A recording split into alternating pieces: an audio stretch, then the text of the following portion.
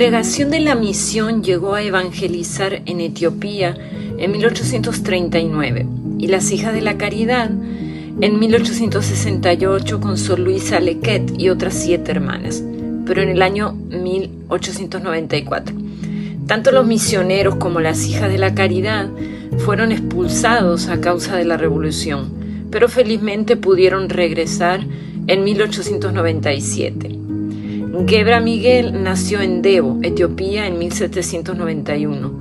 Su padre era monofisita, que es una religión en la que no acepta a Jesucristo más que una sola naturaleza. En sus primeros años guardó el rebaño de su padre y en un accidente perdió un ojo. Como era de temperamento calmado y serio y sentía pasión por la ciencia, su padre lo envió al seminario.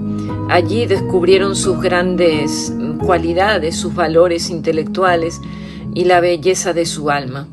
A la edad de 19 años entró al monasterio de Bertule y después de 6 años recibió la túnica blanca y el bonete de los monjes. Sin embargo, durante ese tiempo se dio cuenta que su vida religiosa se limitaba a formas puramente externas.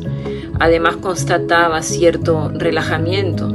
Los monjes ignoraban sus reglas, que no se encontraban por ninguna parte. Gebra Miguel se propuso encontrarlas y para ello recorrió varios monasterios hasta que lo logró. En Gondar encontró a San Justino de Jacobís, un misionero vicentino, y con él viajó a Jerusalén. Allí terminó renunciando a la religión monofisita y abrazó la fe católica. Fue San Justino de Jacobís el que lo evangelizó y lo acogió en el seno de la Iglesia Católica cuando ya tenía 50 años de edad. En medio de una terrible persecución religiosa, fue ordenado sacerdote el 1 de enero de 1851, cuando se acercaba ya a los 60 años de edad, y 7 años después de haber abrazado la fe católica. Entonces empezó a luchar por implantar la fe católica y llevar a la Iglesia de Abisinia a un gran esplendor.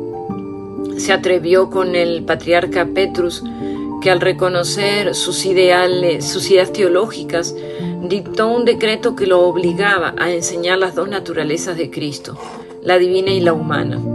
Ese decreto lo debía publicar y poner en marcha el Albuma Salama, pero para decepción de Gebra Miguel, el Albuma no permitió que se reconociera, y para deshacerse de Gebra Miguel trató de envenenarlo, pero la providencia lo protegió.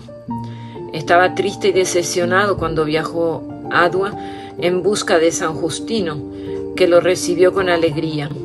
Unos días después de su ordenación, los enviados de Salama lo capturaron, lo llevaron a la cárcel y allí le hicieron toda clase de promesas para que renunciara a su fe. Pero él les contestó: prefiero morir en medio del sufrimiento antes que renegar de mi fe católica. Mientras más crecían las torturas, más fuerte era su fe. Abuna Salama, derrotado ante la firmeza del mártir, lo presentó ante el gobernador Teodoro y allí le aplicaron la peor de las torturas, que consistía en un hueso tronco con unos 35 centímetros de espesor y con una abertura, donde le metieron los pies. Naturalmente no podía ni siquiera sentarse, debía permanecer noche y día de pie. Al mismo tiempo lo azotaban en la espalda y en la cara. Un día los azotes fueron tan crueles que quedó totalmente ensangrentado y parecía que había muerto, pero Dios obró en él un verdadero milagro. Al día siguiente su cuerpo estaba sano y no presentaba rastros de la más mínima tortura. Teodoro, viendo todo esto, lo presentó al embajador del rey de Inglaterra, diciéndole: ha sufrido en todo el país falsas creencias, lo he sometido a toda clase de presiones, pero a todas ha resistido. Lo he traído para que sea juzgado. Gebra Miguel le contestó: yo no conozco otro juez sino a Jesucristo y su representante en la tierra, el sumo pontífice de Roma. Teodoro se enfureció y dictó la sentencia de muerte. Sin embargo, lo devolvieron a la cárcel. Unos días después, Teodoro viajó con todo su ejército hacia el sur del país. Se llevaron encadenados a Gebra Miguel y a otros prisioneros. El viaje fue de varios días y en condiciones muy penosas. Entonces apareció entre el ejército la peste de cólera que hizo estrago entre ellos. Gebra Miguel se contagió y llegó a tal extremo de agotamiento que, apoyado sobre una piedra bajo la sombra de un árbol, entregó su vida al Señor.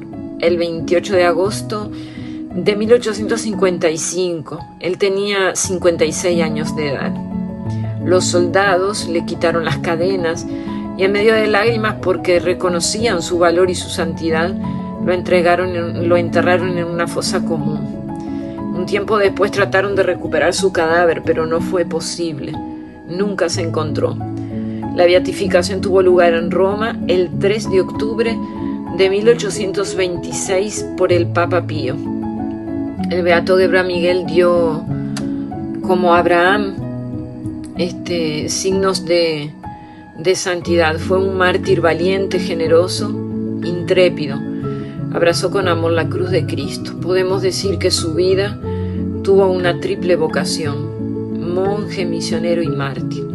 Su testimonio es una herencia espiritual que nos ha dejado y que nos recuerda que cada uno de nosotros tiene un camino que debe recorrer en pos de Cristo y en él aceptar las cruces, el éxodo y las dificultades.